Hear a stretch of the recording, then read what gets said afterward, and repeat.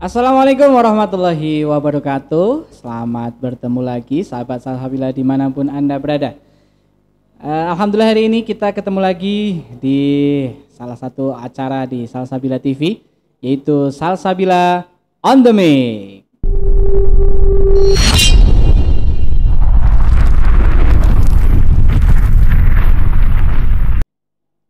Oke sahabat semuanya, alhamdulillah hari ini Salsabila on the Mic, yaitu acara yang kita ngobrol-ngobrol santai di Salsabila Purworejo yang nanti akan ngobrolin macam-macam di sini, yang terutama berkaitan dengan dunia pendidikan dan juga sekolah Salsabila sendiri.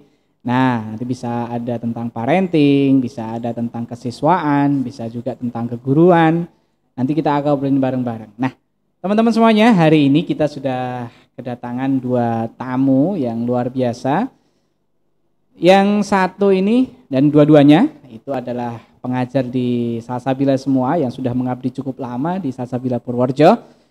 Yang satu ini salah satu guru yang luar biasa semangatnya karena ini rumahnya paling jauh dari Salsabila. Nah, kalau kurang lebih perjalanan itu bisa sampai 1,5 jam. Itu kalau dari Salsabila udah sampai Jogja itu kayaknya ya.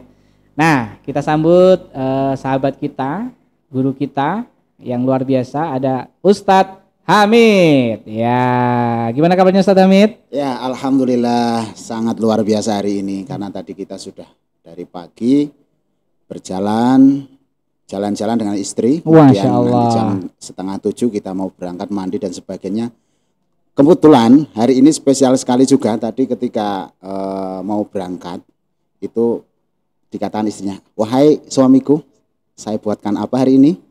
Nah, ternyata dibuatkan ceker dan kepala ayam dengan lauk sambal terasi. Wah, luar biasa sekali. Pokoknya luar biasa hari ini. Terima kasih. Sarapannya ini keren ya. Ini yang salah satu yang membuat semangat aku berangkat ke sini. Memang istri atau keluarga itu menjadi penyemangat untuk kita dalam bekerja. Ustaz. Oke, teman-teman semuanya, itu Ustadz Nur Hamid tadi, dan satu lagi yang luar biasa kalau tadi Ustadz Hamid ini yang rumahnya paling jauh ya. Nah, yang kedua ini adalah sosok yang rumahnya paling dekat dengan sekolah.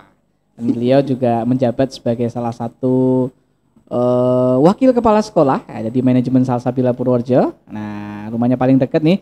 Beliau adalah Ustadz Imam. Gimana kabarnya Ustadz Imam? Alhamdulillah baik nih Ustadz. Saya sangat antusias nih Ustadz. Waduh. Hari ini. Aduh. Iya, terima kasih sudah hadir. Gimana rutinitas paginya tadi gimana? Biasa Ustadz, saya dari pagi sarapan, terus sambil nonton TV itu waduh, wajib itu Ustadz. Update informasi ya. Iya, pokoknya udah sarapan nonton TV. Soalnya rumahnya dekat, jadi kan jalan itu udah. Iya, enaknya gitu. Iya, udah berapa menit sambil sarapan nonton berita update, ya, terutama berita yang lagi hangat-hangatnya ini Pilpres ya. Pilpres. Oke, nanti kita juga akan ngobrolin bareng-bareng nih dengan tamu kita berdua ini. Gimana tanggapannya tentang yang insya Allah akan menjadi pesta demokrasi di negara kita, yaitu tentang pemilihan presiden dan wakil presiden serta anggota legislatif. Cukup ramai rupanya, nanti kita tanya bareng-bareng. Oke teman-teman semuanya, nah hari ini kita akan ngobrol-ngobrol bersama dua guru kita yang ada di sini, yaitu kita akan bahas tentang Hari Guru ya, Hari Guru ya. Kalau dilihat kan guru tuh cakupannya sangat luas ya sekarang, dari ada guru dari PAUD, taman kanak-kanak sampai perguruan tinggi, ataupun kalau di Salsabila kan kata Pak Untat sendiri kan semuanya guru gitu ya. Iya, betul. Tidak pandang bulu. Ya, siapapun semuanya yang ada di Salsabila adalah guru karena semuanya mengajarkan kebaikan untuk anak-anak kita. Oke. Nah, baik Ustadz. Nih, saya sebenarnya pengen tahu juga nih gimana nih dulu kan kita pasti nggak ujuk-ujuk ya. Nah, kok tiba-tiba nih Pak Nur Hamid sama Ustadz Imam, Ustadz Nur Hamid sama Ustadz Imam nih kok bisa-bisa tiba-tiba jadi guru gitu. Itu dulu inspirasinya atau jalannya tuh dulu gimana itu ceritanya? Saya dulu apa Ustadz dulu? Oke. Yang serius dulu dong. Imam dulu gimana? Luar biasa. Kan kalau dari ceritanya tadi itu melanglang buana di berbagai universitas. Betul sekali. Ini nggak perlu ceritakan ya Ustadz ya. Wah, ini gimana Ustadz, apa dari latar belakang orang tua atau apa, coba ceritain sama kita. Aku juga penasaran Ustadz. Iya, kita dengerin luar aja. biasa. Ini gimana? Ya, dari orang tua sih Ustadz, dari orang tua itu bapak dari TNI. Oh, Ya, militer malah ya. militer ya. Jadi ibu guru SMP. Jadi dari kecil dididik dalam bapak lumayan sedikit agak keras ya, karena bapak dari militer backgroundnya dari tentang kedisiplinan. Terus untuk ibu itu kan memang guru, jadi ya sama anak-anak lebih Soft ya. lebih soft. Jadi kita masuk 2 karakter ini, Ustaz. 2. Luar biasa ya Kak. Itu nggak bertentangan ya? Iya. Tapi nyatanya ya ini beliau luar biasa. Jadi dari kecil sebenarnya udah ada cita-cita jadi guru. Oh. Ya, tapi guru sejarah dulu, Ustaz. Wah, Iya. Sama. Ya, sama kan. Ternyata sama. Iya. Wah, bahaya Saya ini. juga dulu tuh sebenarnya paling seneng pelajaran sejarah saya. Sejarah, Bahkan iya. dulu waktu ikut seleksi masuk perguruan tinggi negeri itu, saya ambilnya dulu malah pendidikan sejarah, tapi memang nggak masuk dulu ya kan, karena nggak masuk di, tapi tetap pelajaran sejarah tuh berkesan buat saya. Mas. Berarti kita sama hobinya. Iya. Luar biasa. Wah. Iya, jadi dulu sempat SMP, Ustaz. Jadi saya lihat guru sejarah saya namanya Pak Sajio. Saya masih ingat ya, Pak Sajio itu mengajarkan tentang sejarah, tentang banyak hal ya, itu menginspirasi saya. Sejarah itu kita jadi tahu masa lalu, kita akan juga masa itu. Saya sangat cita-cita jadinya, jadi cita-cita jadi pengen jadi guru tapi guru sejarah gitu Iya. ya. Oke. Luar biasa ya kan. Wah, Sampai saat ini kesampaian, tapi cuman sekarang jadi guru jadi SD. guru ya. SD. Iya. Berarti di kelas banyakkan cerita sejarah nih ya. Iya. Oke, jadi gitu ya. Jadi ada Iya, awal inspirasi mulanya dari guru sendiri waktu sekolah sama dorongan dari orang tua ya. Orang tua. Inspirasi orang tua juga. Ini kalau Pak Nur Hamid ini gimana nih? Waduh. Kan Pak Nur Hamid ini juga selain dulu sebelum jadi guru nih, tahu saya juga jadi santri juga nih ya. Iya, ya memang dulu saya santri juga, tapi sedikit saya flashback ya. Iya. Ini ya mungkin berbeda dengan panjenengan semuanya. Memang saya itu dulu dari kecil memang backgroundnya dari orang biasa, dan di situ murni petani ya Kak. Ya. Oh. Jadi ada kepikiran, ya ada memang dulu kepingin memang jadi seorang guru, karena saya melihat ketika saya waktu di SMP atau setingkat MTS itu melihat seorang guru itu kan luar biasa. Namun saat itu ketika saya berada di kelas 2 waktu SMP itu ya, di situ saya kebetulan juga diekstrakan oleh keluarga dan juga teman, itu berada di posisi sebagai seorang atlet. Ya, dulu itu Ada bakat terpendam jadi atlet juga. Nah, saat itu kelas 2 kelas 3 saya berbenak, ada seorang guru itu guru olahraga juga mengatakan, Mas Hamid, besok kalau nanti kita juara saat itu di silat masih di pencaksilat ya, di GOR ini ya. Oh. Kalau besok bisa lulus, kita nanti kalau lulus kita daftar di TNI. Wah. Sama seperti beliau, tapi cuma backgroundnya awal bukan dari itu. Nah, di saat yang sama kemudian saya lulus, ternyata timbul rasa melihat dari keadaan di mana background tetangga semuanya seorang kebetulan teman-teman saya juga orang ahli dalam ibadah, terutama tentang agama. Tapi saya pikir ternyata aku harus kuliah dan harus mondok gitu. Nyantri. Nah, di saat yang sama juga ditanyain sama guru tersebut, gimana besok kelanjutannya, mau daftar bareng sekalian, nanti saya siap sampai sana gitu katanya. Tapi setelah saya matur, karena memang backgroundnya saya dari orang biasa kan, ya tanya sama orang tua. Sesuatu hal itu harus saya tanyakan kepada orang tua. Restu ya? Ya, gimana Bu, kalau di sana bukan Bu sebenarnya, panggilnya Mbok. Gimana Mbok, kalau saya daftar atau saya lanjut belajar ke tingkat yang berikutnya? Kata ibu, stop dulu, kamu posisi sekarang adalah belajar. Untuk masalah itu nanti gampang, biar Allah yang mengatur. Di saat yang sama kemudian saya berada di pondok pesantren. Nah, setelah beberapa tahun di pondok pesantren, ternyata salah satu almarhum dulu juga alumni Salsabila mengatakan kepada saya, Pak Hamid, gimana kabarnya, sudah selesai kuliah? Sudah. Gini, kepingin manfaat gak ilmunya? Ya, salah satu untuk kalau memang kalau di pesantren itu mungkin ya jelas ya, kita sudah kebetulan kita sudah mengajar, ini jelas sudah manfaat. Tapi untuk ilmu umumnya gimana Pak Amit?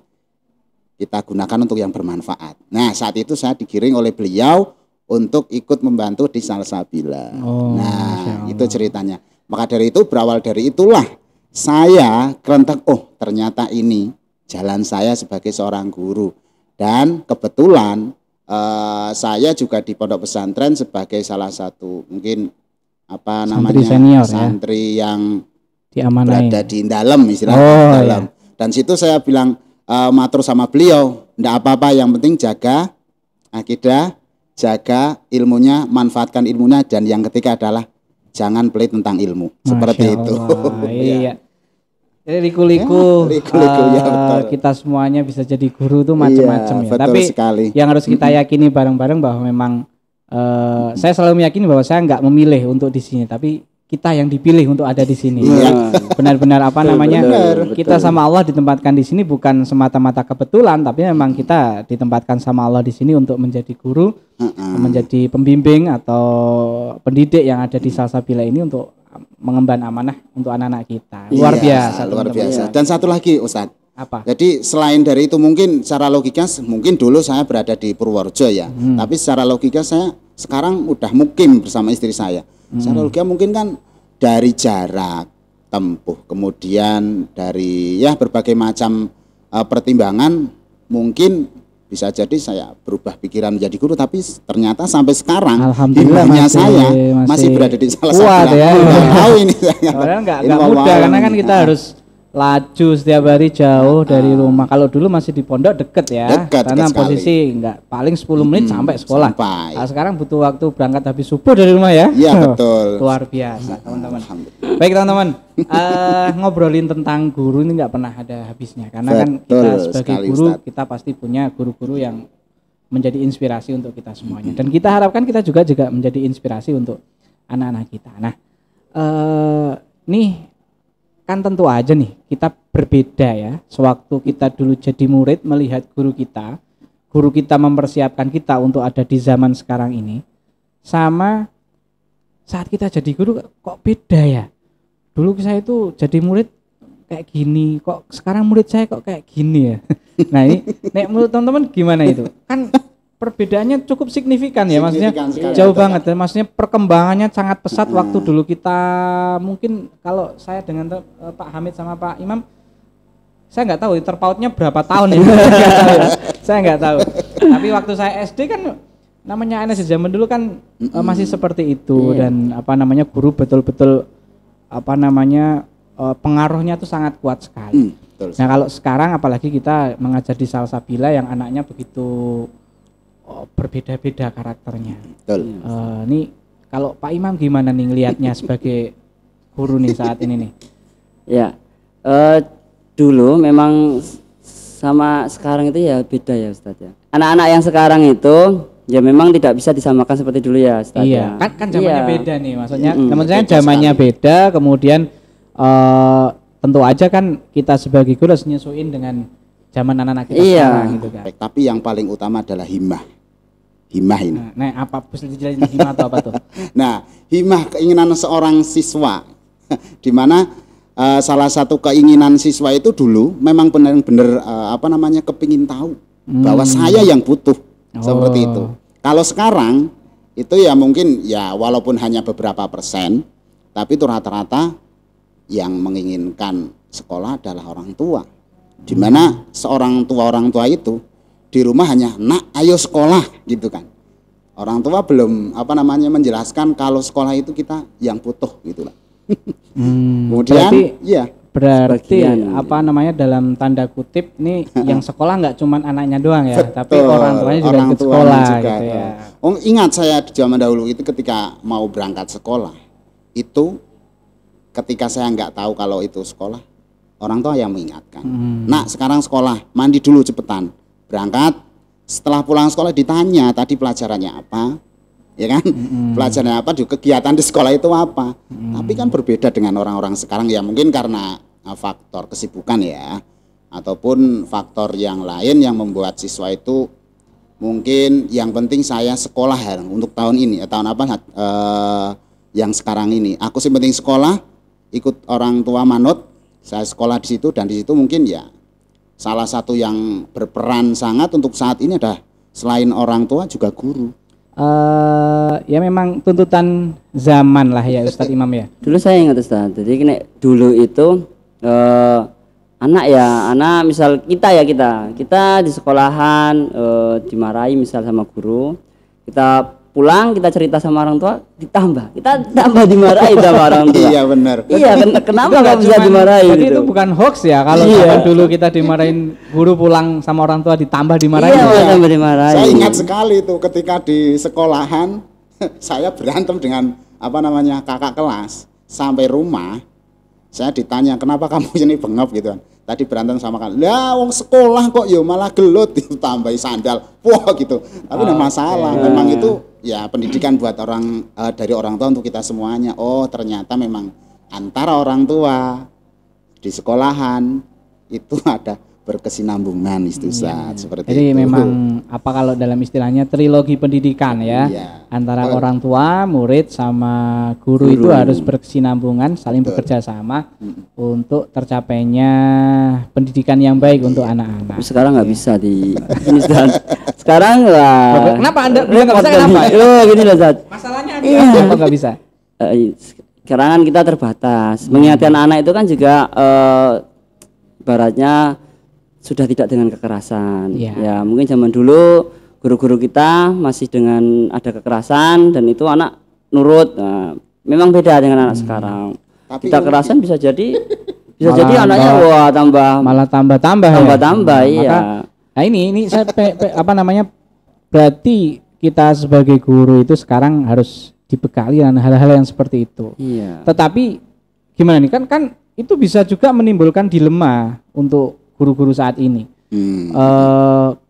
Apa nggak nimbulin rasa takut juga tuh saat guru mau bertindak sesuatu dia harus berpikir 1000 kali padahal dia harus mengambil tindakan yang cepat. Contohnya mohon maaf mendisiplinkan dengan suara yang keras dan lain sebagainya. Kemudian anak merasa itu hal yang tidak pas di hatinya. Kemudian lapor kepada orang tua dan lain sebagainya. Kemudian banyak kasus seperti sekarang ini. Nah itu menurut teman-teman gimana itu? Kita harusnya gimana? Apakah tetap kita harus berprinsip bahwa kita dalam rangka mendidik melakukan itu ya tetap dalam posisi tegas dan lain sebagainya, tapi tidak boleh keras ya maksudnya. Keras itu maksudnya tidak boleh memakai kekerasan fisik, tapi ketegasan itu harus kita tunjukkan sama anak-anak kita. Nah, di zaman sekarang atau di sekolah kita lah di Salsabila ini, anak-anak kita yang seperti itu. Nah, ini pengalaman dari teman-teman gimana, Pak Imam nih dalam mendisiplinkan tuh? Ya kalau kita itu ke anak yang penting tarik ulur Ustaz. Jadi kayak layangan ya? Iya. Jadi kan kadang kita ulur, kadang ditarik. Jadi anak itu tetap masih bisa dikontrol. Kalau kita ulur, Ustaz. Kalau diulur nanti lepas. Wah. Kalau ditarik jatuh kan layangannya. Anginnya kenceng tarik putus ya? Iya, putus. Malah fatal. Iya, jadi anak-anak sekarang memang beda sama dulu. Jadi kita juga sebagai guru harus evaluasi Ustaz. Kenapa anak-anak kok mungkin nggak memperhatikan kita saat kita mengajar, kan kita harus metode yang kita sampaikan itu masih anak-anak belum menarik anak-anak itu kan. Ya, itu memang kita juga harus sebagai guru harus sering-sering tambah upgrade. Betul. Iya. Terus kalau kekerasan fisik saya rasa memang sudah tidak zaman sekarang sudah tidak tidak diperlukan, tidak dipakai nggih. Tegas itu tetap kita sesekali kita tunjukkan marah ke anak ya kan, itu kita enggak masalah Ustaz. Itu kan sesekali kita jadi kan Pak Guru bisa marah ya gitu. Pak Guru bisa tegas. Jadi ya itu tadi tarik ulur lah istilahnya. Ya setuju, saya juga setuju seperti itu. Namun memang kalau dari segi saya sendiri Pak Arif, dulu saya ingat waktu berada di pondok pesantren, itu beliau ustadz saya, kebetulan saya di dalam beliau dan mengingatkan kembali saya, Pak Hamid, saya mengingatkan sekali lagi, suatu saat kamu keluar, ingat ilmu yang manfaat itu adalah salah satunya ilmu yang diajarkan. Yang satu. Yang kedua, masih ingat, al-ilmu bila ngamalin kasajarotin bila samroh. Apa itu? Nah, ini seperti ini. Jadi ilmu itu ketika kita punya ilmu tanpa amal, al-ilmu bila ngamalin kasajarotin. Nah, di situ ketika ilmu kita miliki, kita tidak tularkan, ya, bila samroh berarti seperti buah yang tidak, pohon buah yang tidak ada buahnya. Jadi Pohon tidak bermanfaat. tidak berbuah, Ya, gitu ya. tidak berbuah. Itu kan kayaknya percuma kita niatnya menanam sebuah pohon buah dan nanti akan muncul buah itu untuk dikonsumsi, tapi di sini tidak ada buahnya. Nah, yang kedua kalinya ini seperti ini. Makanya dari itu ingat Pak Hamid, besok kalau kamu keluar dari sini, ketika kamu sebagai seorang pengajar, itu ada dua hal yang penting, kata beliau. Saya ingat sampai sekarang. Yang pertama, boleh kita, apa yang kita tahu kita sampaikan. Apa yang kita punyai ilmu, kita sampaikan kepada anak kita yang terbaik. Yang kedua, ingat juga ada batiniah. Jadi seorang guru itu tidak akan melepaskan batiniah seorang guru kepada muridnya. Ya salah satunya mendoakan itu. Nah, itu jadi antara hati dan pikiran itu juga jadi salah satunya. Oh iya. Yang kedua, selain dari itu nanti ada kedekatan batiniah juga antara siswa dan guru, itu juga ada. Makanya memang benar salah satu mungkin ada yang dikatakan beliau imam itu suatu saat ya bisa keras, bisa tarik ulur seperti itu. Tapi juga salah satu yang penting lagi itu adalah batiniah. Mungkin seperti itu. Karena ya memang benar antara di pondok pesantren itu antara guru dan murid walaupun sudah jadi alumnus ataupun sudah tidak ada di pondok, itu hatinya itu masih terniang-niang. Ketika ingat gurunya kadang kita ingat bisa nangis gitu kan, dari apa itu kalau enggak dari batinnya. Ternyata seperti itu. Kita sebagai guru tuh secara singkatnya harus membuat ikatan batin, ya. Betul. Ikatan batin itu bisa terjalin jika secara emosional, keseharian dan juga dari doa-doa kita yang kita panjatkan untuk anak-anak kita, gitu ya. Betul. Jadi selain usaha lahiriah, kita juga harus usaha secara batiniah. Ada yang horizontal, ada yang jangan sampai lupa mendoakan ya Ustaz. Iya, betul sekali. Itu memang sangat berpengaruh Ustaz. Ya, saya juga sependapat dengan hal itu Ustaz. Nah, kaitannya dengan peringatan Hari Guru nih. Jadi guru itu sekarang diperingati sebagai sebuah profesi yang dikatakan bahwa profesi yang mulia, ya, yang nggak kemarin sempat dengar semua orang bisa jadi guru. Ya, ada yang masa sih iya, pilot bisa jadi guru, TNI bisa jadi guru. Iya, kalau sehari ya kan. Coba kita 6 tahun ya kan, 6 tahun ketemu dengan anak yang sama dengan karakter yang sama 6 tahun. Kalau cuman guru tamu sehari ngajar enggak masalah. 6 tahun ketemu dengan anak yang sama. Kalau seorang guru tuh enggak kuat, saya yakin jebol juga ya kan. Nah, maka saya rasa enggak sembarangan orang bisa menjadi guru. Apalagi dengan kondisi yang seperti sekarang inilah, maksudnya pendidikan tuh kayak nggak jadi prioritas utama gitu kan,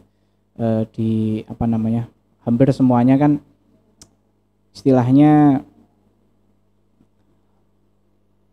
penghargaan untuk penggiat-penggiat pendidikan terutama guru itu masih sangat rendah di negara kita. Nah, itu sudah menjadi rahasia umum ya kan. Sekali. Nah, teman-teman, ini berkaitan dengan Hari Guru ini, tentu profesi kita kan sebagai guru ini butuh support, butuh dukungan. Betul. Nah, ini dari Pak Imam dulu nih. Kalau dari Pak Imam, keluarga gimana dalam rangka mendukung karir Pak Imam, profesi Pak Imam sebagai guru? Kalau keluarga ya sangat-sangat mendukung ya Ustaz ya. Memang ya ini kan ibaratnya kita menjadi guru itu kan apapun yang kita lakukan itu kan pasti juga menyangkut ke lingkungan kita, termasuk istri, anak, keluarga.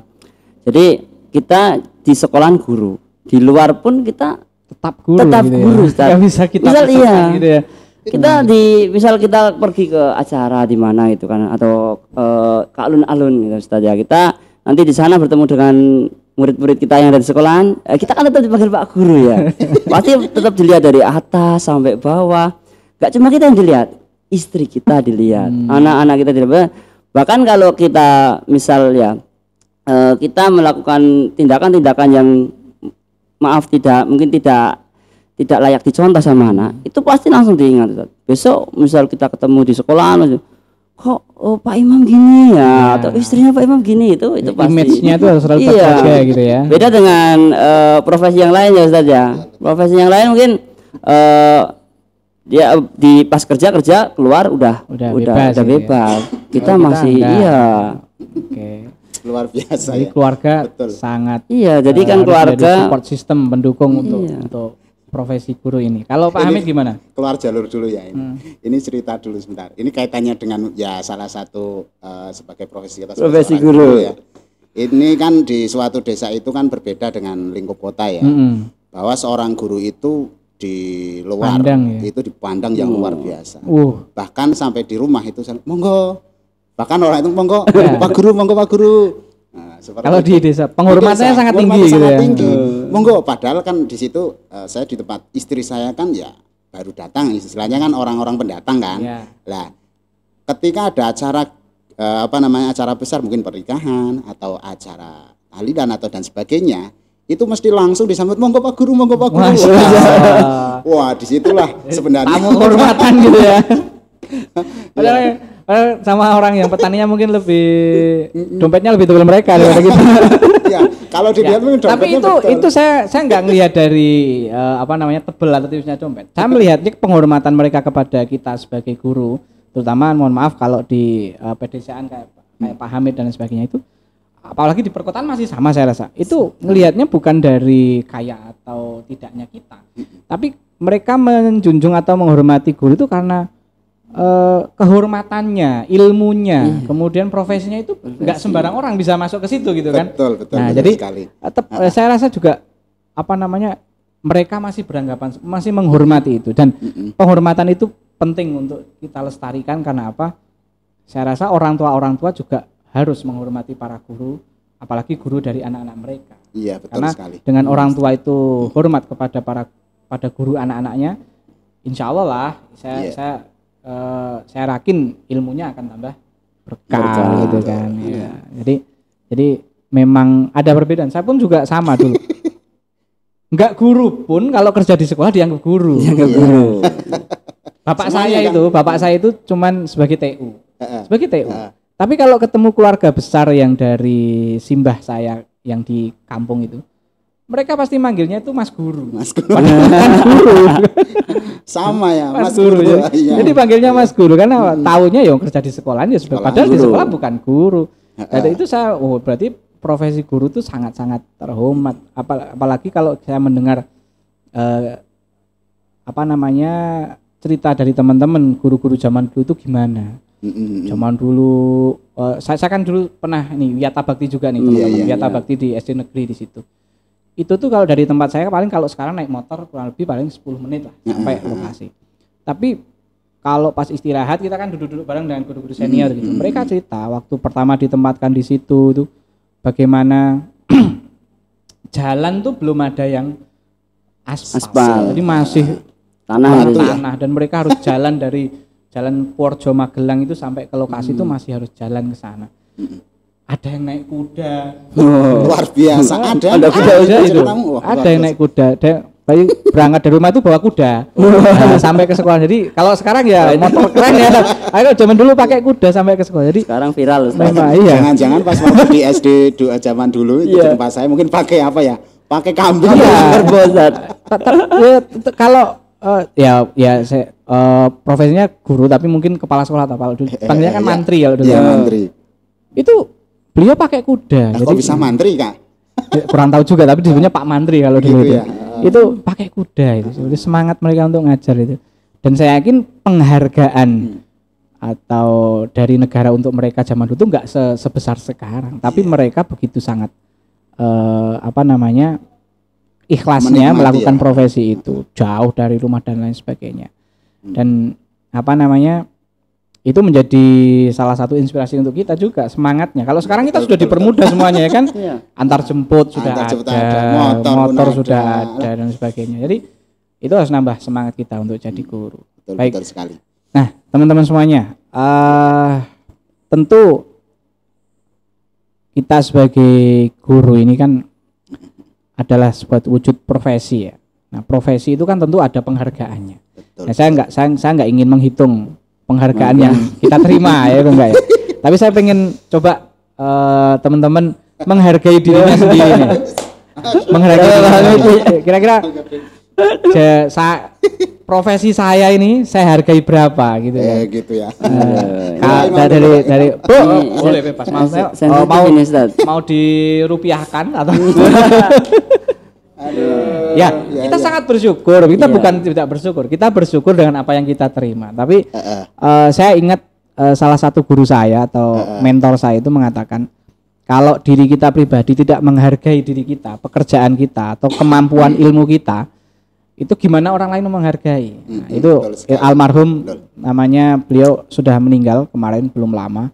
Itu pernah mengatakan kepada saya bahwa kalau kamu punya profesi dan profesi itu dibutuhkan oleh orang lain dan orang lain butuh dengan kamu, maka kasih harga yang pantas. Betul. Ya mak, saya harga pantas itu nggak mahal, nggak rendah, tapi kasih harga pantas. Kalau kamu kasih rendah, berarti kamu merendahkan diri kamu sendiri sebagai orang yang menjalankan profesi itu. Iya, betul. Tapi kalau terlalu tinggi, nanti orang tidak akan respect terhadap kita karena kita terlalu tinggi. Maka yang pantas saja, gitu kan? Ya benar, memang saya kalau tidak menghargai diri, siapa yang menghargai diri? Kita menghargai diri kita sendiri ya kan? Nah, makanya saya pengen tahu nih, teman-teman, bukan kita nuntut naik gaji enggak ya? Nah, ini ada tenda ini Mas. Saya sampaikan, Ustaz. Oh, ya, kita terus Luar berdoa biasa. semoga hampir semua guru di Indonesia semuanya nanti insya Allah sejahtera. Gitu kan?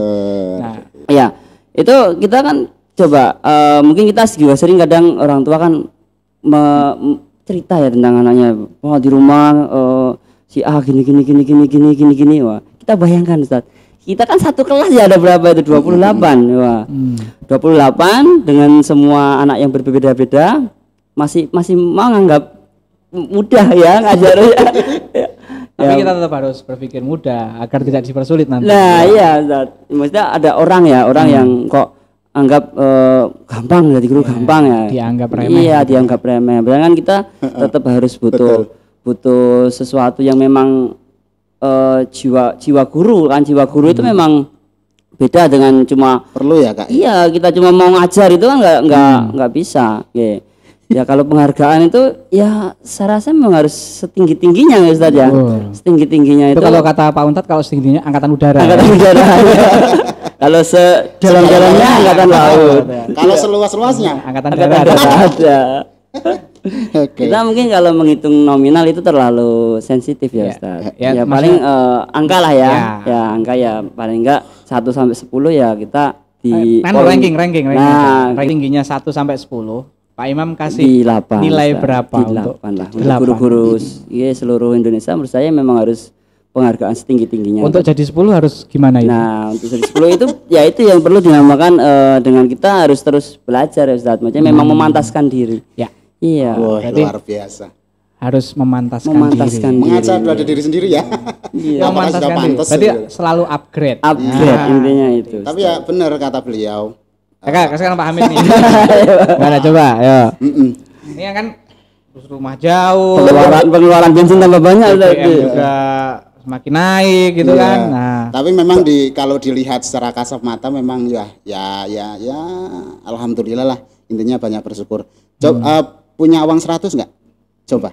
ada ini Mas. Enggak ada. Punya bawa uang 100? Gimana Ustaz? Coba tak cek dulu. 100 aja. Aduh, ada enggak ya Ustaz? Ada Ustaz. Ya seberapa? Oh iya. Oke, nice. Ada. Oke, ini loh Kak, Ustadz.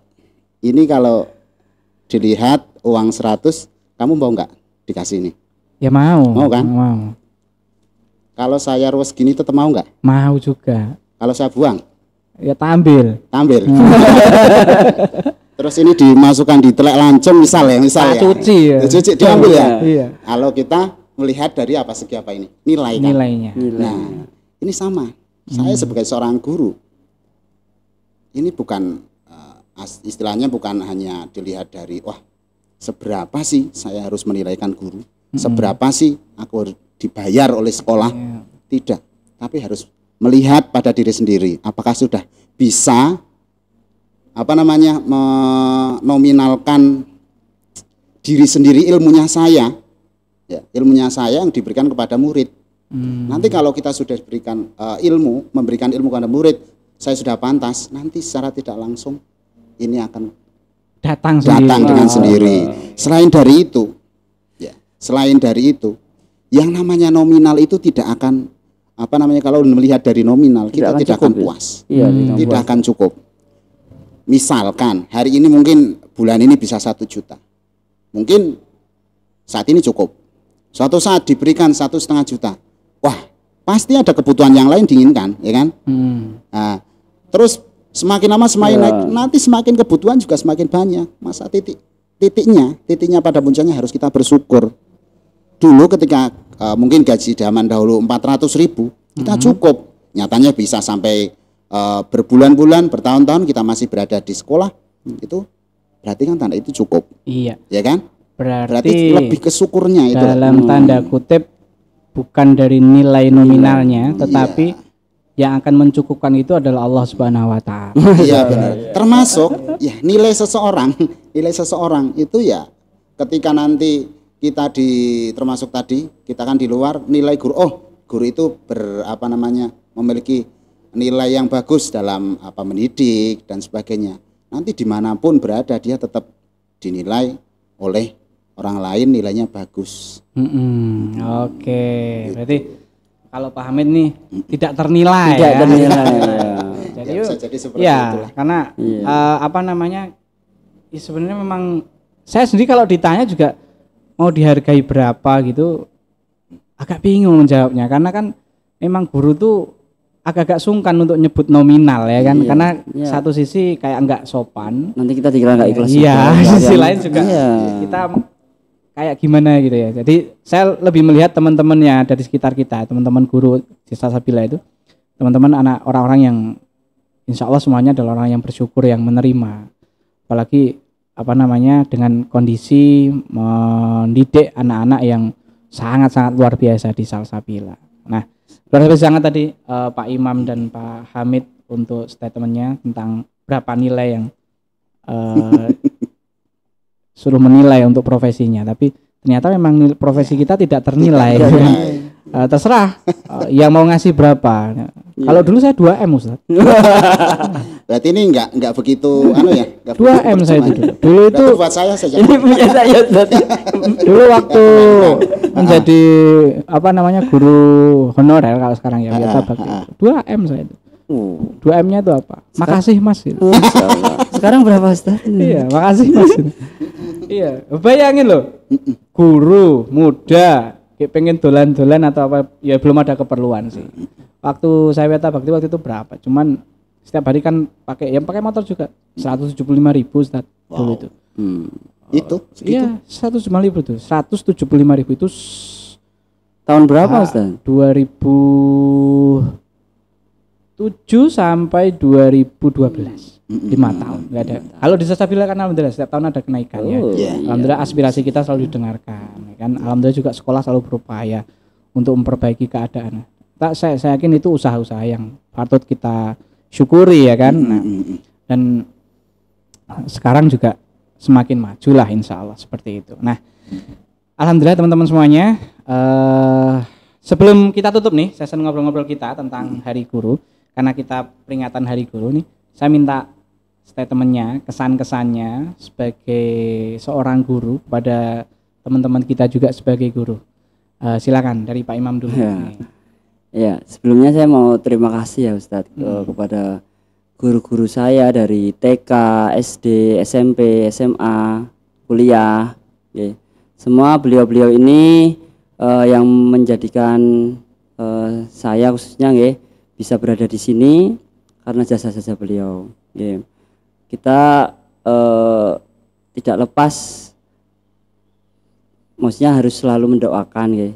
Jadi ingat-ingat dari TK, kalau kita TK sampai kuliah sampai kuliah kita harus selalu mendoakan guru-guru kita semua.